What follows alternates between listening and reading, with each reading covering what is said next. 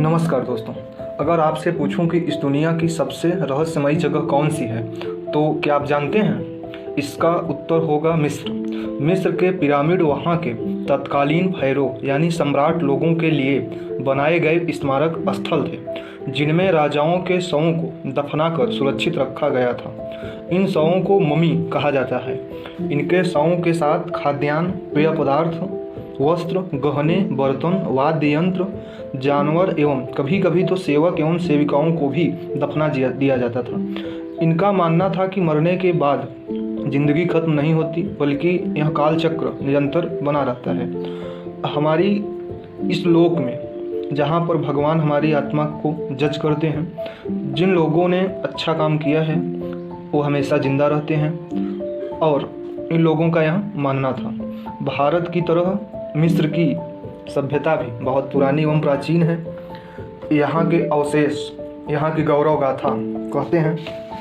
यूं तो मिस्र में 138 पिरामिड हैं और काहिरा के पास गीज़ा में 3 पिरामिड हैं, लेकिन सामान्य विश्वास के विपरीत सिर्फ गीज़ा का ग्रेट पिरामिड ही प्राचीन विश्व के 7 अजूबों की सूची में है। दुनिया के 7 प्राचीन आश्चर्यों में शेष यही एकमात्र ऐसा स्मारक है जिसे काल प्रवाह भी खत्म नहीं कर सका। यह पिरामिड 146 मीटर ऊंचा है। ये 3800 साल तक यह दुनिया की सबसे ऊंची संरचना रही है और 4500 साल पहले इसे बनाया गया था। इस पिरामिड का आधार यानी क्षेत्रफल 13 एकड़ में फैला है, जो करीब 16 फुटबॉल मैदानों जितना है। यह लगभग 25 लाख पत्थरों के खंडों यानी टुकड़ों से निर्मित है, जिनमें हर एक का वजन 2 टन से 30 टन के बीच है। ग्रेट पिरामिड को इतना शुद्धता से बनाया गया है कि वर्तमान तकनीक ऐसी कृति या स्मारक को दोहरा नहीं सकती, यानी ऐसा कोई बना नहीं सकता। इसका प्रमाण बताते हैं कि यह 2560 ईसा पूर्व के समय राजा खुफू के चौथे वंश द्वारा अपनी कब्र के तौर पर इसका निर्माण कराया गया था। इसमें करीब 20 साल लगे थे।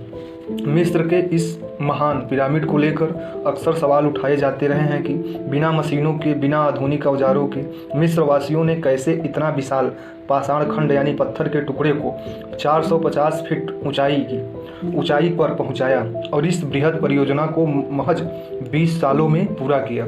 पिरामिड के जानकार इवान हैडिंगटन ने गणना करके हिसाब लगाया कि यदि ऐसा हुआ तो इसके लिए दर्जनों श्रमिकों को साल के 365 दिन में हर दिन 10 घंटे काम करके हर दूसरे मिनट में एक पत्थर खंड को रखना होगा। क्या यह संभव है? विशेषज्ञों के मुताबिक पिरामिड के बाहर पत्थर के खंडों को इतनी कुशलता से तराशा और फिट किया गया है कि जोड़ों में एक सुई तक नहीं घुसाई जा सकती। मिस्र के पिरामिडों के निर्माण में कई खगोलीय आधार भी पाए गए हैं, जैसे कि तीनों पिरामिड ओरियन राशि के 3 तारों की सीध में हैं। वर्षों से वैज्ञानिक इन पिरामिडों का रहस्य जानने के प्रयत्न में लगे हैं, किंतु अभी तक कोई खास सफलता नहीं मिली। ग्रेट पिरामिड में पत्थरों का प्रयोग इस प्रकार किया गया है कि इसके भीतर का तापमान हमेशा स्थिर और पृथ्वी के औसत तापमान 20 डिग्री सेल्सियस के बराबर बना रहता है। पिरामिड में नींव के चारों कोनों के पत्थरों में बाल और सॉकेट बनाए गए हैं, ताकि उष्मा से होने वाले प्रसार और भूकंप से सुरक्षित रह सके। मिस्र के लोग पिरामिड का इस्तेमाल वेधशाला, कैलेंडर और सूर्य की परिक्रमा में पृथ्वी की गति और प्रकाश के वेग को जानने के लिए करते थे। गीजा के महान पिरामिड का आंतरिक भाग यानी अंदर का भाग 3 कक्षों में स्थित है। राजा के कक्ष, रानी के कक्ष और ग्रैंड गैलरी बना है। इसे the great pyramid of Giza के नाम से भी जाना जाता है। यह 4500 साल पुराना है। इस पिरामिड को राजा खुफू के शव के संरक्षण के लिए बनाया गया था। गीजा के इस ग्रेट पिरामिड में कुल कितने तहखाने हैं, इसके बारे में तो कोई नहीं जानता, लेकिन अभी तक के शोध के मुताबिक इसमें 3 तहखाने मिले हैं, जो कि आधार तहखाना, राजा का तहखाना और रानी का तहखाना है, जबकि इसकी पिरामिड को राजा और रानी के संरक्षण के लिए बनाया। द ग्रेट स्प्रिंग्स पूरे मिस्र की सबसे आश्चर्यजनक मूर्ति है, जिसके बारे में आज तक कोई नहीं जान पाया कि यह किसके लिए बनाया गया था। यह राजा खोफरे बनवाया था।